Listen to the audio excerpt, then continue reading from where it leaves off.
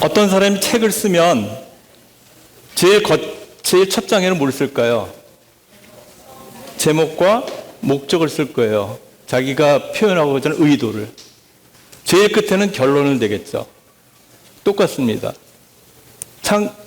신구약 66권은 하나님이 어떤 생각을 가지시고 무슨 일을 하셨고 누구랑? 사람과예요. 어떤 일을 하셨고 어떤 일을, 그럼 모든 그 결론이 어떤 건지 다 나타나 있어요. 근데 제일 중요한 것은 어떤 책을 보든지 간에 그 중심 사상을 알아야 합니다. 그 중심을 알면 많이 벗어나지 않겠어요. 제가 그 성경의 기본 계시라는 책이 있어요. 기본 계시. 기본이라고 하면은 기본 이렇게 생각하죠. 굉장히 중요한 겁니다. 기초가 흔들리면 의미 없어요. 기본 계시. 그럼 창세기 1장에 창세기가 성경의 처음 책인데 그 안에 모든 성경에 있는 진리의 씨앗이 뿌려져 있습니다. 창세기가 이야기책이 아니에요. 하나님은 한 장, 한 단어 허투루 쓰지 않으세요. 숫자, 시간, 때, 장소 이런 것도 그냥 쓰지 않으세요. 성경의 배열도 정확하게 하나님의 의도대로 배열되어 있는 겁니다. 창세기 1장의 주제는 뭐냐면 하나님이 창조하셨어요. 근데 사탄이 부패시켰어요. 그래서 사람이 타락했어요. 그래서 여호와는 구원을 약속하셨어요. 그럼 구원이 뭔지를 알아야죠. 보통 많은 그리스도인들이 구원하면은 십자가에서 피를 흘려서 나의 죄를 속량해 줘. 주로 법리적인 구속의 면만 알고 있습니다. 그러면 하나님이 창조하셨어요. 목적이 있지 않으시겠어요? 근데 사탄이 개입됐어요. 사탄이 부패시켰고 사람이 타락하게 됐어요. 그럼 타락한 것을 구원하는 것만 구원이겠어요? 그분의 목적으로 다시 돌아가야 돼요. 그게 구원이에요. 법리적인 구속이 있을 뿐만 아니라 유기적인 구원에 대한 인식과 체험과 누림이 없다면 우리는 하나님의 마음으로 들어갈 수 없고 그래서 그리스도인의 삶에서 누릴 수 있는 축복을 놓칠 수 있습니다. 성경의 기본 계시라는 책에는 7가지 아주 중요한 항목들이 되어 있어요. 첫 번째, 하나님의 계획입니다. 간단하게 되어 있어요. 근데 굉장히 중요해요. 보면 볼수록 깊어집니다. 두 번째는 뭐냐면은 아들의 구속이에요. 하나님의 계획이 있는데 사탄의 개입으로 인하여 문제가 생겼죠. 아들의 구속이 필요한 거예요. 아들이 구속했는데 어떻게 적용해요, 우리한테? 우리한테 주관적으로 적용이 돼야 돼요. 그 영의 적용이 있습니다. 그럴 때 믿는 이들이 산출되는 거예요. 우리가 이걸 모르더라도 이런 과정이 있다는 걸 알 때 더 깊이 안으로 들어갈 수 있고 더 풍성하게 누릴 수 있는 겁니다. 믿는 이들이 산출되는 목적이 뭐냐? 교회예요.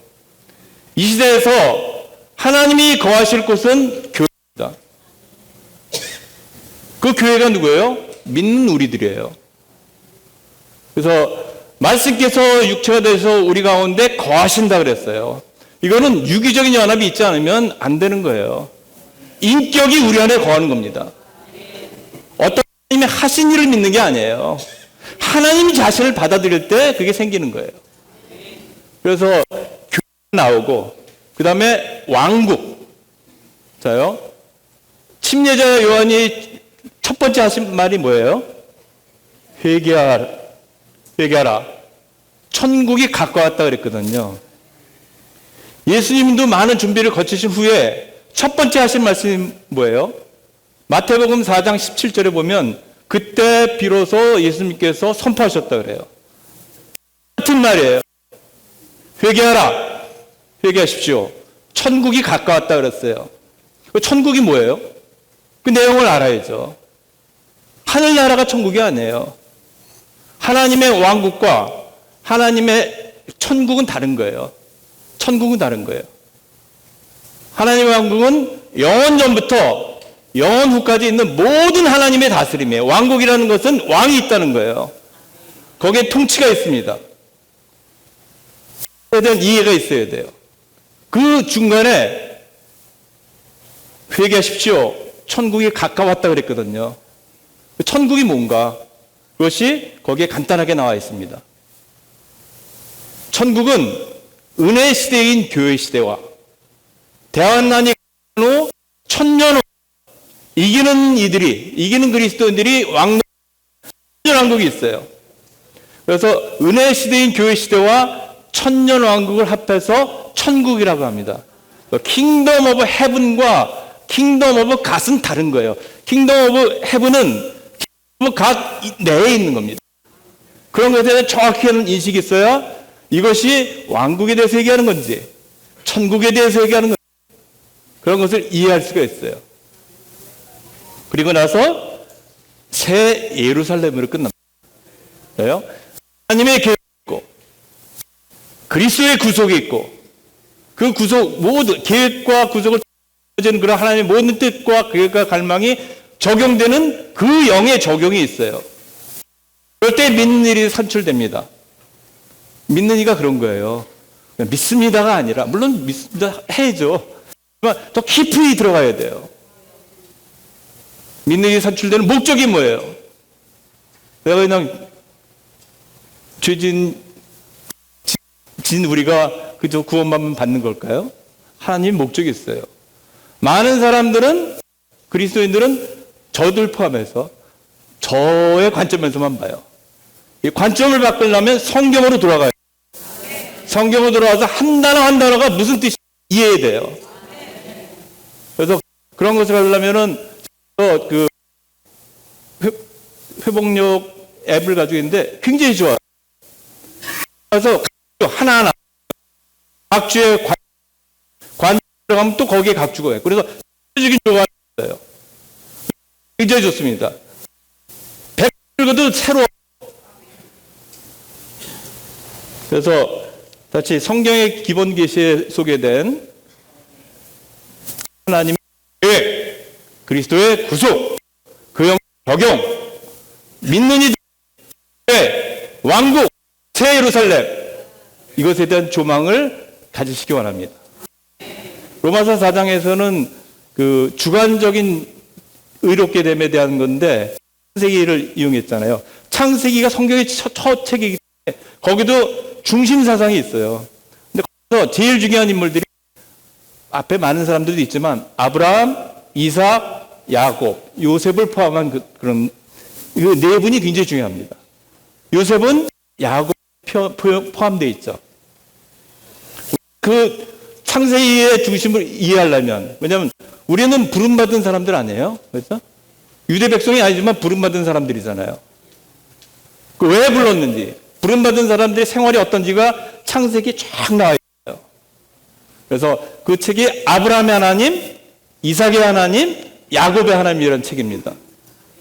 그걸 보시면 저 그거 몇 번 봤어요. 볼 때마다 또 새로워요.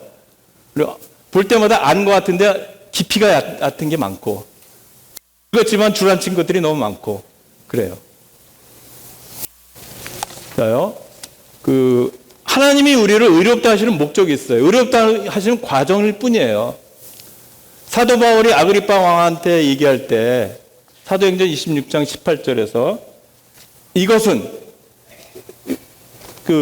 주님이 어떻게 했냐면 내가 이 백성과 이방인들에게서 너를 구출하여 그들에게 보내는데 바울을 보내는 목적이 있지 않겠어요? 그 목적이 뭐예요? 이것은 그들의 눈을 뜨게 하여 영적인 눈을 뜨게 하는 겁니다. 어둠에서 빛으로 온 세상은 어둠 가운데 있어요. 어디로 가는지 몰라요. AI가 발전하면 발전할수록 어떻게 되는지 몰라요. 이 시대가 끝으로 가고 있는 과정입니다. 그렇죠? 어둠에서 빛으로 그다음에 우리는 어둠 가운데 있을 뿐만 아니라 사탄의 종이에요. 그래서 사탄의 권세에서 하나님께로 돌아가는 거예요. 생명나무로 대표되는 하나님께로 돌아가서 그분과 연합되지 않으면 이 시대를 이길 수 없어요.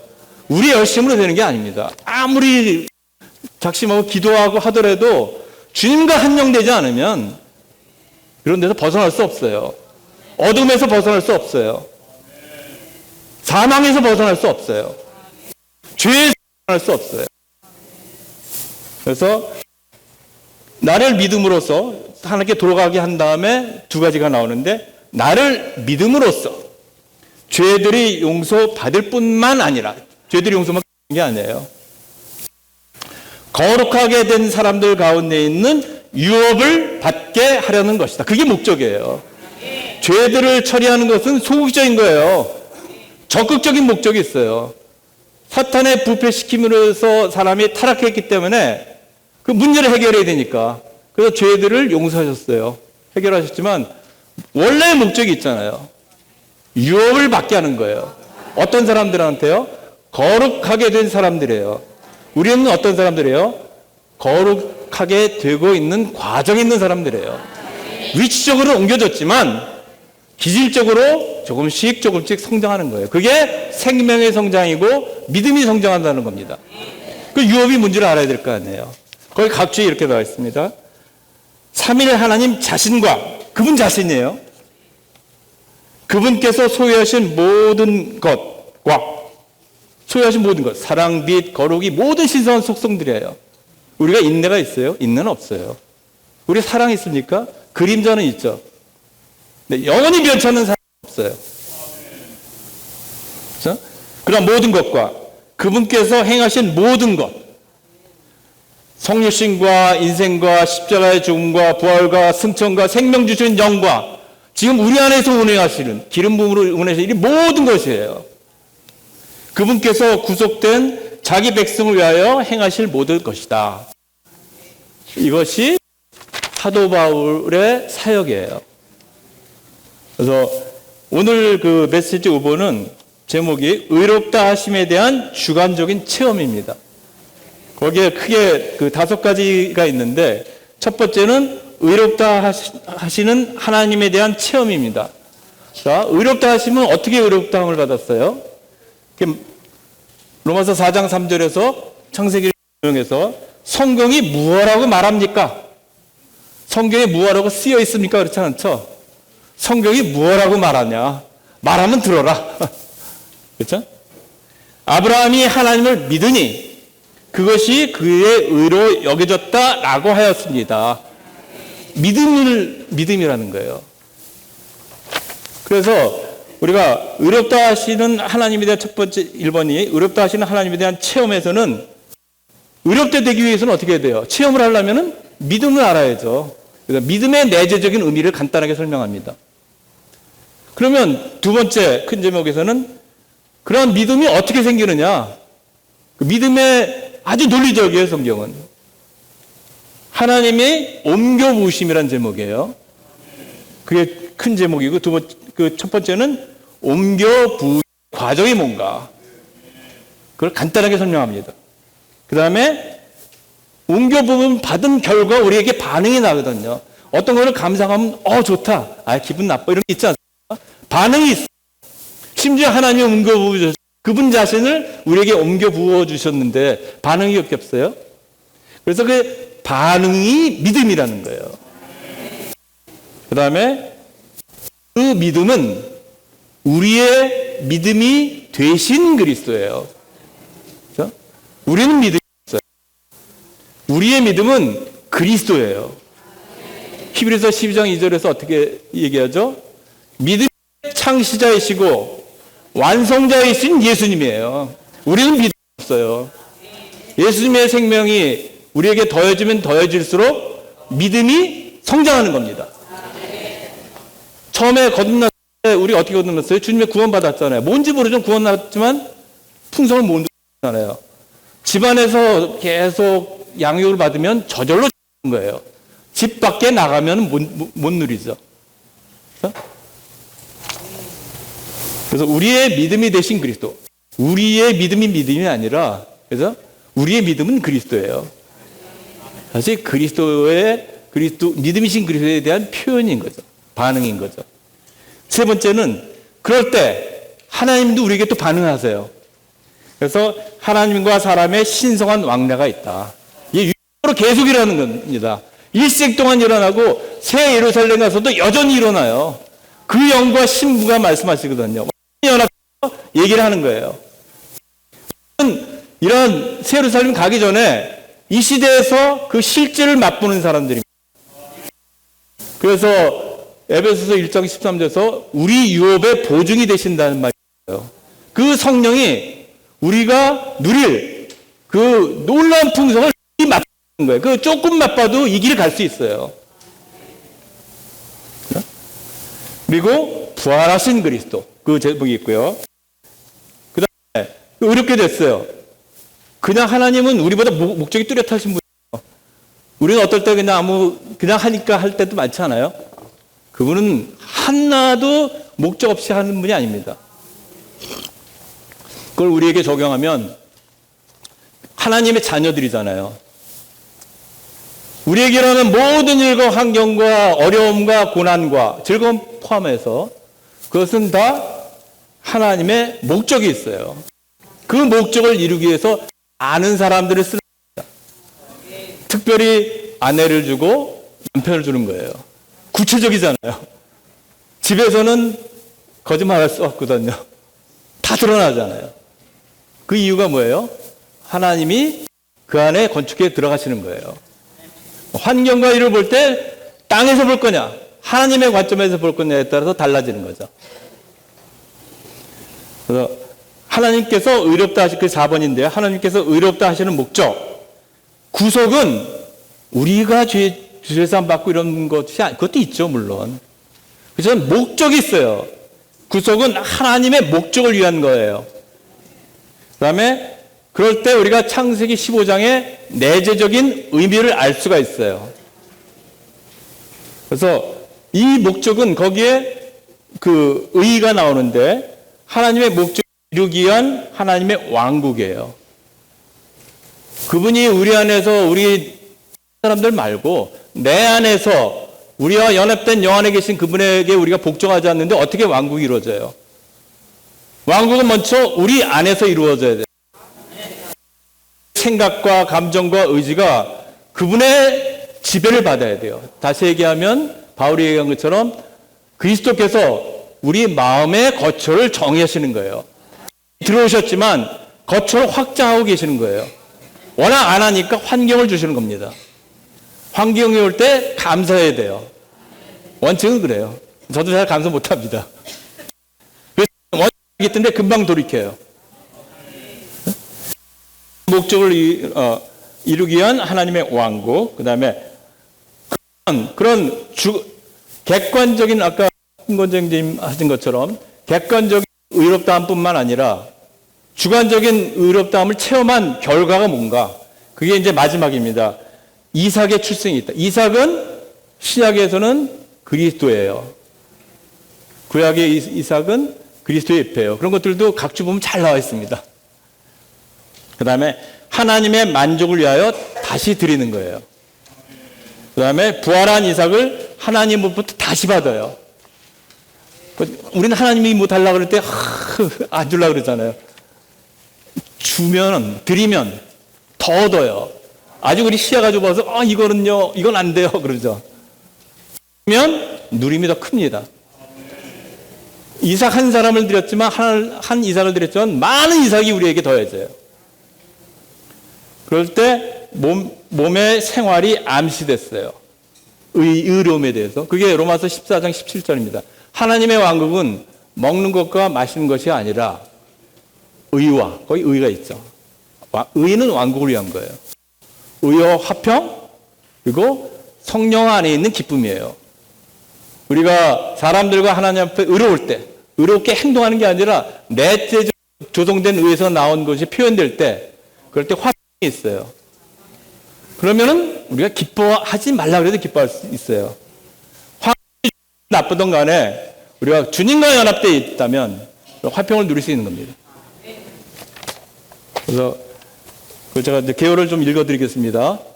의롭다 하심에 대한 주관적인 체험, 의롭다 하심은 하나님에 대한 체험. 그래서 믿음이 뭔가, 믿음의 내적인 의미는 하나님은 아브라함을 부르실 때 그에게 어디로 갈 것인지를 말씀하지 않으셨어요.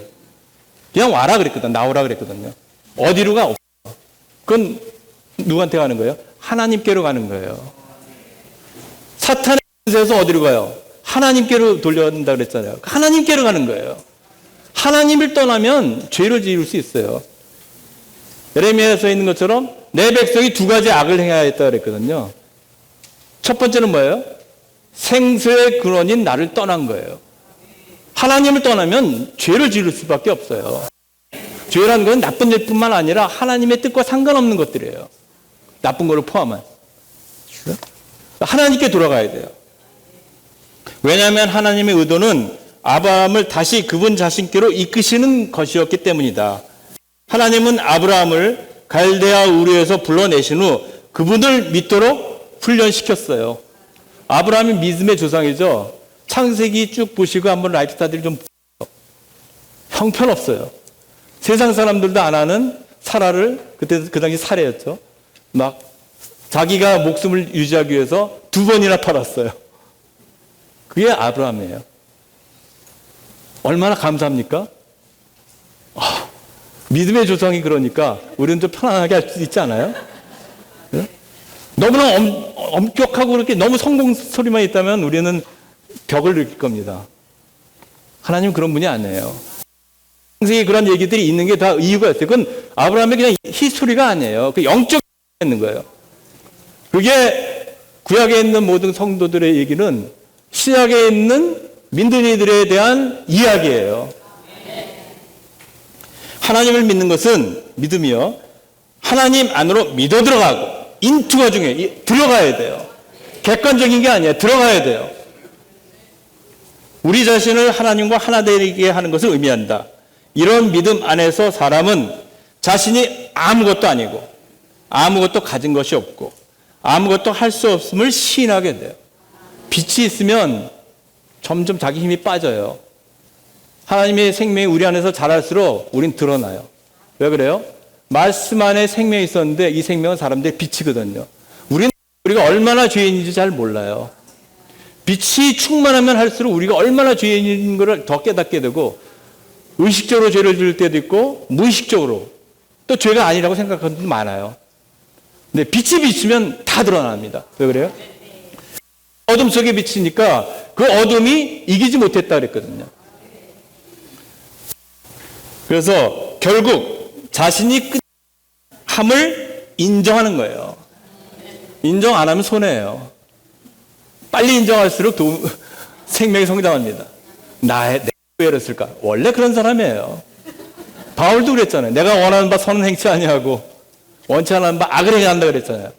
근데 바울은 담대하게 선포했어요. 그런데 나는 그걸 인정하지 않는다 그래요. 이상한 말 아니에요? 자기가 잘못해놓고. 왜? 그 근원을 알았어요.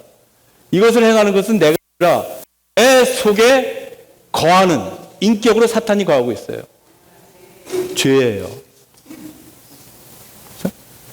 그래서 끝날 수밖에 없다는 걸 점점 깨닫는 게 그리스도인의 생활입니다.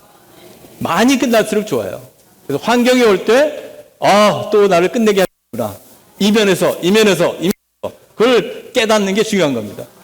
그게 하늘의 관점에서 보는 거예요. 땅에서 봐봐야 땅밖에 안 보여요. 하늘에서 보여야 우리가 어디 있는지 알 수 있는 거예요. 그럴 때, 그러면 그 믿음이 중요한데 어떻게 우리에게 믿음이 되느냐? 그게 2번입니다. 하나님의 옮겨 부으심이에요. 옮겨 부으심의 과정은 우리가 다 하고 했던 거예요. 근데 그게 이거였구나 하고 우리가 깨달으면 돼요. 사도행전 7장 2절은 영광의 하나님께서 아브라함에게 나타나셨다고 말한다. 틀림없이 아브라함은 그에게 나타나신 영광의 하나님께 매혹되었다. 매혹되었다는 것은 아브라함이 깨닫거나 의식하지 못하는 사이에 하나님께서 그분 자신을 아브라함으로 옮겨 부으셨다는 것을 의미한다. 그것이 성령으로 난 사람들이에요. 육체로 난 것은 육체이지만 그 영으로 난 것은 영이거든요. 뭐 이상하잖아요. 이거도 뭐 물어보니까 선문선다 이상한 말 하시는 것 같은데 바람이 임의로 불매 어디로 와서 어디로 갈지 모르는 것처럼 그 영으로 난 사람 다 그렇다 그랬어요. 우리도 모르고 어쨌든 끌려왔잖아요. 그게 선택이 아니에요. 창세전에 그리스도 안에서 우리를 선택하셨어요. 그게 에베소서 1장 말씀입니다. 우리가 선택한 게 아니에요. 그분이 선택하신 거예요. 게 아니에요. 그분이 오셔야 우리가 선택이 되는 거예요. 일단 우리에게 매혹되었다는 것은 아브라함이 깨닫거나 의식하지 못하는 사이에 아까 읽었죠. 하나님께서 그분 자신을 아브라함으로 옮겨 모셨다. 즉 우리 안에 들어오신 거예요. 우리 안에 거처를 정하신 거예요. 이번은 일단 우리에게 이 옮겨봄이 있게 되면 하나님의 본질이 우리 존재가 우리 존재의 침투함에 따라 우리는 영적인 주입을 체험하게 된다. 이렇게 주입된 하나님의 요소가 우리를 적시고 우리에게 스며들 것이다. 옮겨봄은 주입을 가져오고 이 주입으로 말미암아 하나님의 요소가 우리에게 침투된다. 이게 창세기 2장의 그림이에요. 사람을 만드시고 어디로 데려가셨어요? 생명나무 앞으로 데려가셨어요.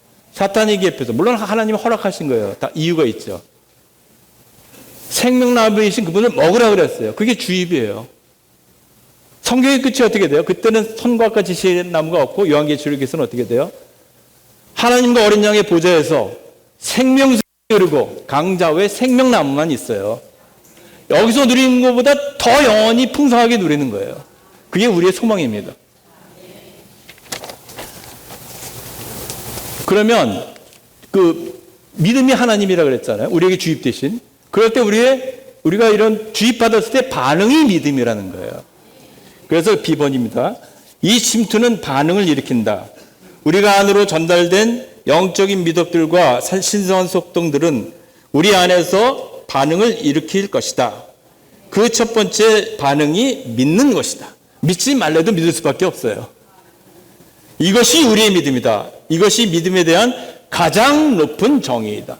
우리에게 주입된 하나님, 믿음의 창시자이시고 완성자이신 그분에 대한 반응이 우리의 믿음이에요. 그게 가장 높은 정의예요. 바울은 예수 그리스도의 믿음, 우리의 믿음이 아닙니다.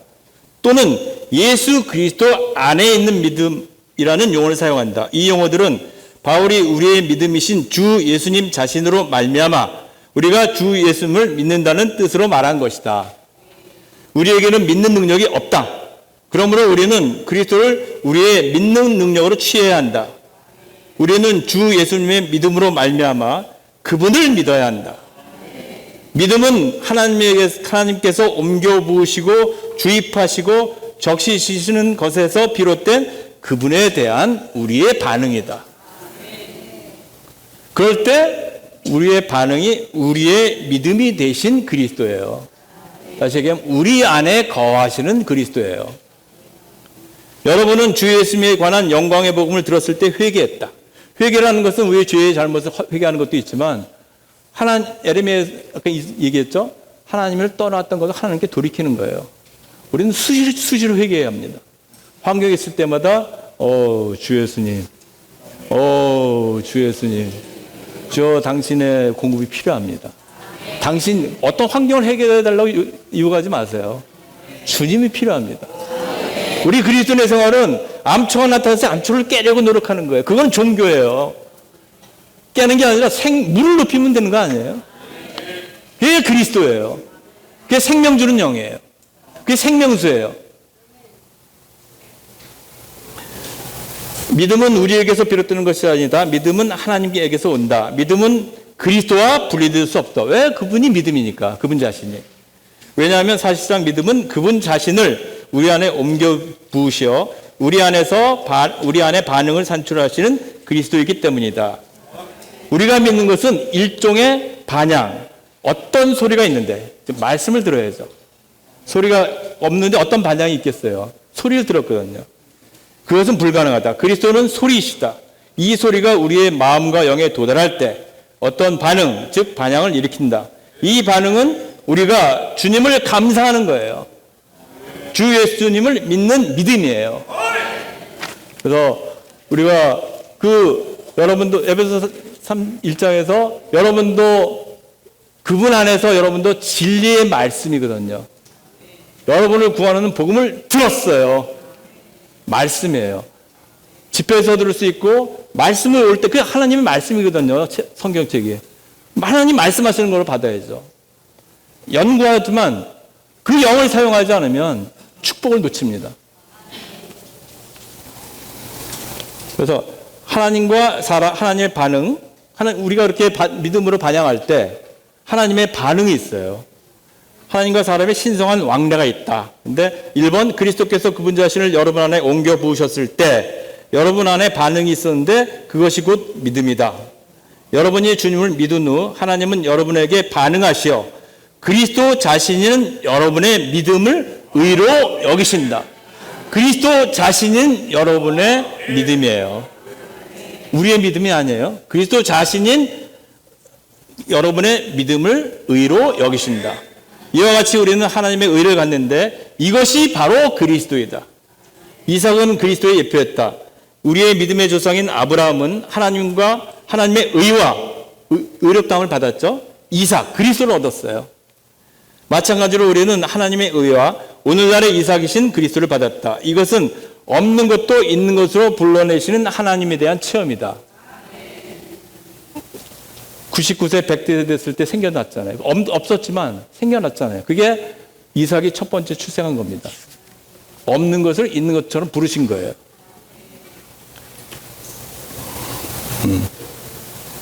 3번은 하나님의 의와 그리스도는 바로 우리의 믿음에 대한 하나님의 반응으로 온 것이다.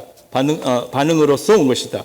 이제 우리는 이 반응을 하나님께 제물로 드림으로써 이 반응을 하나님께 돌려드려야 한다. 우리가 이렇게 반응한다면 하나님은 또다시 반응하실 것이다. 이게 유기적인 선순환이라는 겁니다. 4번은 하나님의 첫 번째 반응은 없는 것도 있는 것으로 불러내신 건데 모리아산에서 이삭을 드렸을 때 다시 주셨잖아요. 그래서 두 번째 반응은 죽은 사람들에게 생명을 주시는 것이다. 그래서 부활하신 그리스도, 비번이요. 로마서 4장에 따르면 이 연속적인 반응의 궁극적인 결과는 부활하신 그리스도이다. 우리는 부활하신 그리스도, 사실은 부활하신 그리스도보다 더 정확한 말은 부활이신 그리스도예요. 그분이 부활해요. 그러면 죽고 부활하시기 전에도 어떻게 얘기했어요? 나는 부활이요 생명이니. 그분이 부활해요. 그분은 시간의 관념이 없어요. 그죠? 그분에는 모든 것이 다 일어난 겁니다. 그 축복을 우리가 알고 누리면 되는 겁니다. 로마서 4장에 따르면 이 연속적인 반응의 궁극적인 결과는 부활하신 그리스도이다. 부활하신 그리스도는 셋째 하늘에서 하나님 오른편에 앉아 계신다. 그러나 이 부활하신 그리스도는 하늘에 계실 뿐 아니라 하늘들에 계실 뿐 아니라 우리로 하여금 의롭게 되는 생활을 하게 하시려고 우리 안에서 생명을 공급하고 계세요. 구체적으로 어떻게 해요? 말씀과 그 이름이에요. 살아계신 아버지께서 나를 보내셔서 내가 아버지로 인하여 사는 것처럼 나를 먹는 그 사람도 나로 인하여 살 수 있다 그랬잖아요. 그게 무슨 얘기인지 어렵지 않겠어요? 우리는 그걸 다 이제 설명해 주니까 쉽게 알지만 그 당시 제자들은 얼마나 힘들었겠어요. 6장 63절에 이렇게 답이 나오죠. 살리는 것은 영이니 육체는 무익합니다. 내 육체의 살 먹는 게 아니다. 내가 너에게 이른 말이 영이요 생명이다. 그럼 우리 하나님의 말씀은 어떻게 돼야 돼요? 영이요 생명으로 받아야 돼요. 보혜사 아버지께서 내 이름으로 보내실 성령이거든요. 우리가 주 예수 이름을 부르는 게 간단한 게 아닙니다. 누구든지 그 영으로 하지 않고는 주 예수로 할 수 없다 그랬어요. 우리가 저도 몇 번 읽었지만 주님의 이름을 부를 수 있는 게 얼마나 큰 축복인가. 우리 체험했기 때문에 그 말씀이 실제가 되는 거죠. 그리스도의 죽음은 우리를 위치적으로 의롭게 하고 하늘들에 계시는 부활하신 그리스도는 이에 대한 증거이시다. 이제 부활하신 그리스도는 또한 우리 안에 사시면서 우리 안에서 반응하시고 기질적으로 의롭게 되는 삶을 살아내신다. 여기서 주어가 내가 아니에요. 그렇죠? 우리 안에서 반응하시고 기질적으로 의롭게 되는 삶을 살아내신다 그랬어요. 그분이 사는 거예요. 그게 바울이 갈라디아서 2장 20절에서 말한 내가 사는 게 아니라 그리스도께서 내 안에 사신다는 거예요. 그런 개념이 성경에 있는 그 진리를 우리가 객관적으로 인식할 뿐만 아니라 주관적으로 체험하고 누리고 표현해야 돼요. 결국 우리는 위치적으로 뿐 아니라 기질적으로 의롭게 된다. 우리에게는 객관적인 의롭게 됨이 있을 뿐 아니라, 이게 법률적인 구속이죠. 주관적인 의롭게 됨도 있다. 그것은 유기적인 구원입니다. 이러한 의롭게 됨이 참되고 살아있는 할례예요. 하나님께서 보시기에 할례란 여러분 자신을 베어내고 여러분 자신을 끝내며 하나님께 그분 자신을 여러분 안에 발화시키시어 우리 안에 생명이 씌어서 들어오셨죠. 우리 마음밭에 뿌려주셨잖아요. 여러분의 생명이 되시도록 허락해드림으로써 여러분이 새로운 시작을 갖는 것을 의미한다. 허락해드리는 거예요. 이 단어가 우리가 얼마나 불순종한 사람들인 걸 나타내는 거 아닙니까? 하나님께 허락을 안 해드려요. 어떤 환경일 때 풀어보려고 그래요. 안 된다. 너는 끝나야 된다. 하나님께 허락해드려야 돼요. 가장 빨리 허락해드리는 게 주 예수님. 주 예수님. 구원이신 당신이 필요합니다. 그게 허락해드리는 거예요. 그런데 그렇게 의롭게 되는 목적이 있을 거 아니에요. 그게 4번입니다. 하나님께서 의롭다 하시는 목적. 구속은 하나님의 목적을 위한 것이죠. 우리의 누림이지만 우리의 누림만을 위한 게 아니라 그분의 목적이에요.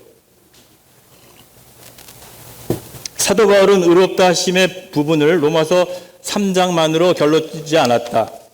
그의 관심은 구속보다 더 깊은 데 있었다. 즉 그는 하나님의 목적에 관심이 있었던 것이다. 구속은 하나님의 목적이 아니라 하나님의 목적에 도달하는 하나의 과정이다. 3장에서 우리는 구속이 하나님의 의롭다 하심을 가져오는 것을 보지만 하나님의 목적은 보지 못해요. 그렇죠? 하나님께서 의롭다 하시는 목적은 무엇이었는가? 이 질문에 답변하기 위해서 바울은 아브라함의 역사를 쓰신 거예요. 그렇죠? 창세기, 그럴 때 그러면은 아브라함의 그 얘기 중에서 중요한 창세기 15장에 대한 내적인 의미를 알아야 되겠죠? 우리는 의롭다 하심을 단지 죄들에 관한 문제라고 생각했다. 그러나 아브라함의 믿음이 하나님께 의로 여겨진 창세기 15장을 읽을 때 우리는 죄에 관한 언급을 전혀 발견하지 못한다. 죄는 관련이 없었다. 주안점은 하나님의 목적을 이루기 위해 왕국이 될 씨에 있었어요. 그 씨가 번성해서 많은 씨들이 된 겁니다. 그것이 흘러내려서 우리가 지금 여기 있는 거예요. 그래?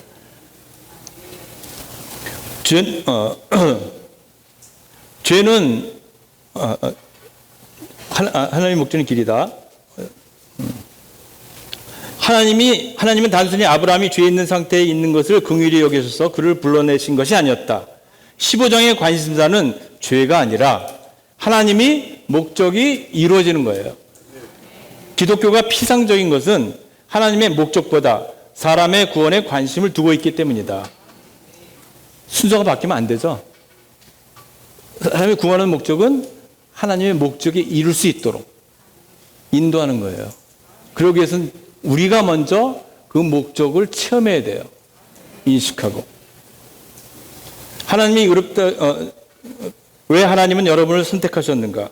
하나님은 여러분을 주로 구원받도록 선택하신 것이 아니라 그분의 목적을 위해 선택하셨다. 온 성경이 이거에 대해서 얘기해요.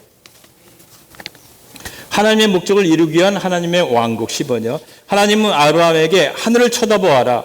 셀 수 있거든 저 별들을 세어보아라. 너의 씨와 이와 같을 것이다 하고 말씀하셨다. 아브라함은 믿었고 하나님께 의로 여겨졌다. 2번은 하나님께서 아브라함을 의롭다 하신 것은 죄와 무관했어요.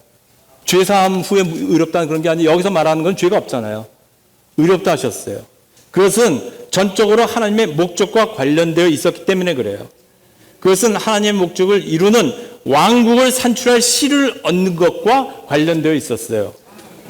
그렇기 때문에 사도 바울은 로마서 4장에서 아브라함의 믿음이 의로 여겨진 창세기 15장의 일을 언급한 후에 아브라함과 그의 씨에게 세상을 상속받으리라는 약속이 주어진 것을 말한 것이다.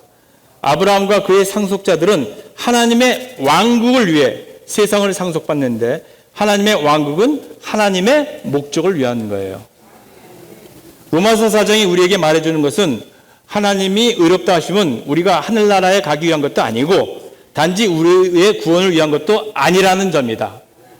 5번, 우리에게 로마서 3장만 있다면 우리는 그리스도의 구속에 근거한 하나님의 의롭다 하심이 우리의 구원을 위한 것이라고 말할 것이다. 그러나 4장은 하나님께서 그분께 선택받은 사람들을 의롭다 하시는 것은 그들의 구원을 위한 것일 뿐 아니라 그들이 이 땅에서 하나님의 통치권을 행사하도록 세상을 상속받게 하시기 위한 것임을 분명히 계시한다.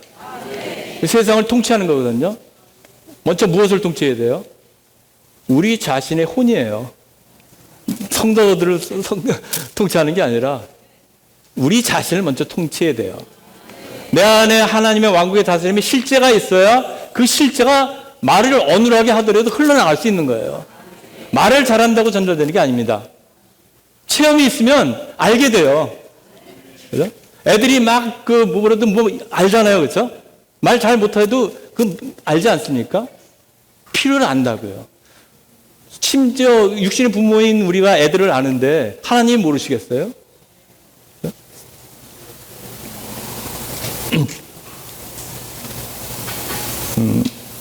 로마서 4장 그거 했죠. 그 다음에 5번 의롭다 하심을 주관적으로 체험한 결과. 그 결과가 이제 5가지 항목인데 A. 이삭의 출생. 창세기 16장에서 우리는 이스마엘의 출생을 봐요. 15장에서 놀라운 말을 들었는데 자기 힘을 해본 거예요. 그 하갈을 통해서 이스마엘을 낳잖아요. 그게 율법입니다. 갈라디아서에서 하갈은 율법을 예표하고 사라는 은혜를 예표해요. 그죠? 우리는 여전히 뭔가 하려고 그래요. 이 말씀 들었다고 금방 없어지는 게 아니라 우리 존재 안에 그런 게 있어요. 그래? 그래서 아브라함 의롭다고 여기셨지만 아브라함에게는 구체적인 것이 없었다. 위치적으로 말하자면 아브라함에게 하나님의 의의가 있었지만 기질적으로 말하자면 그에게 하나님의 의의가 없었다. 그가 가진 것은 이스마엘 뿐이었다. 자기 육신의 수고로 난 이스마엘밖에 없었어요. 율법의 행위로는 하나님 앞에 의롭다함을 받을 육체가 하나도 없다 그랬어요. 그걸 착각하면 안 돼요. 율법으로는 뭐예요? 우리의 죄를 드러내는 것 뿐이에요. 우리는 지킬 능력이 없어요.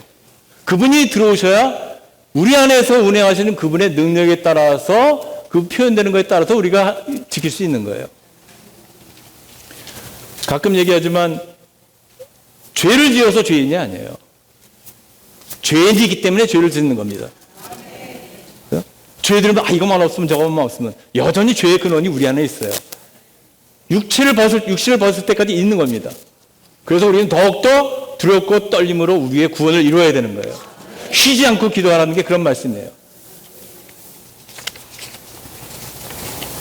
그래서 할례는 단지 아브라함이 하나님의 의를 이루기 위해 스스로 행동이기 때문에 들어온 것이다.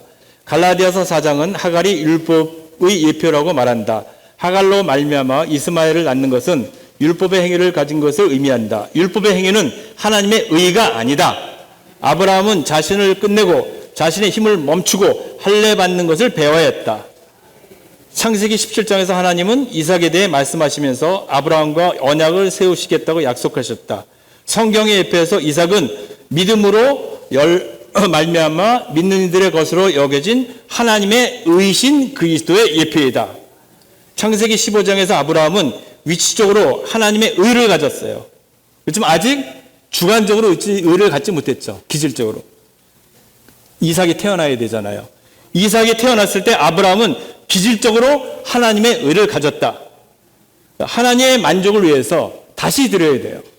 그 하나님은 아브라함에게 다시 나타나셔서 사랑하는 외아들 이삭을 번제물로 드리라고 말씀하셨다. 아브라함은 하나님의 만족을 위해 이삭을 바쳤다. 그것은 진정한 번제물이었다. 모리아산에서 하나님은 완전한 만족을 얻으셨다. 여러분이 개인적인 그리스도를 누리고 있을 때 하나님께서 나타나셔서 너의 이삭을 나에게 바쳐라 라고 말씀하실 것이다. 주님은 여러분이 체험한 그리스도를 가져와 그분의 제단에 올려놓고 그분이 만족하시도록 그분께 드리라고 말씀하실 것이다. 그럴 때 우리는 드릴 때 부활한 이삭을 하나님으로부터 다시 받아요.